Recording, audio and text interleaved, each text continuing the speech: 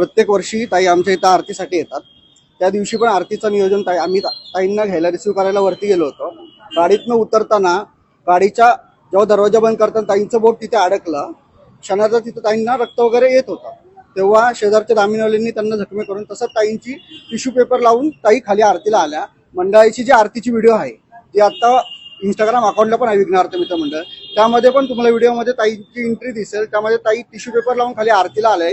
तिथं ताईंनी आरती केली, ताईंचा सत्कार केला. त्यामध्ये ताईंच्या हाताला जखम दिसेल. आणि आता जो आम्ही पाहतोय की जो फोटो व्हायरल होतोय तो पूर्णपणे धचमळ केलेला जातोय. कुठलाही तो त्याचं तिथं प्रत्यक्ष कोणतीही माहिती नसताना फेसबुकवरती जे फोटो आहेत ती घटना का घडली आहे, कशी घडली आहे ते आम्ही सगळे ते प्रत्यक्ष पाहिलेली आहे. पण ते घटनेचा चुकीचा अर्थ करून अंधश्रद्धामध्ये दाखवत आहेत. एकदम चुकीची गोष्ट आहे. कोणी काय उत्तर द्यावं मला माहित नाही.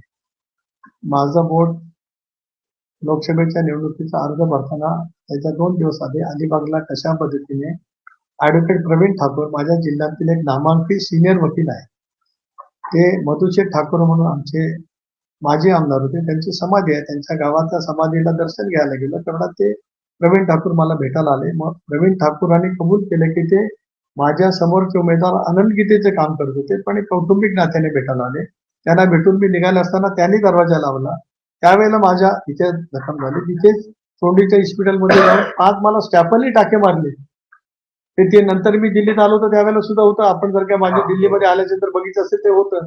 आता याचा अर्थ कोण कुठे लावणार असेल तर दुर्दैव आहे, याच्यापेक्षा काय म्हणू. पदावरून पायउतार झाल्यानंतर रुपाली चाकणकरांना तब्बल 4 दिवसानंतर नेमकं त्यांच्या अनामिकेला काय झालं होतं त्याचं कारण आता सुचलेलं आहे.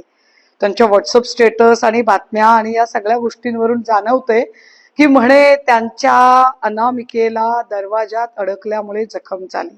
साधारणतः दरवाजामध्ये माणसाचा अंगठा अडकू शकतो, तर्जनी अडकू शकते किंवा करंगळी अडकते, जेवढं काही मला त्याच्यातलं कळतं त्याच्यानुसार. पण काय योगायोग की चाकणकरांच्या अनामिकेला दरवाजामुळे जखम झाली.